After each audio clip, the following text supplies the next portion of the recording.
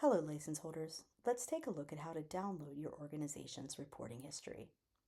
If you visited our reporting page before, you probably noticed that it displays a rolling 20-week reporting window.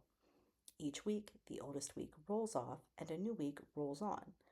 The window extends 14 weeks into the past and 6 into the future. Once a week rolls off of the reporting window, that week's report can no longer be edited.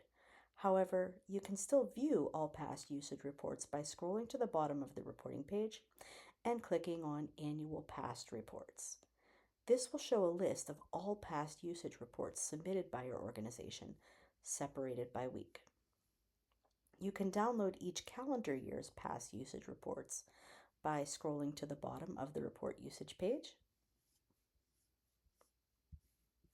selecting a year from the drop-down menu, and then clicking on Download History. Once you have generated the report, you can retrieve it by going to My Account and Downloads. If you require further assistance, please contact our team either by logging into your OneLicense account or by emailing us directly at info@onelicense.net. Like and follow for more helpful tutorials and videos, and comment here to let us know what other topics you'd like to learn about.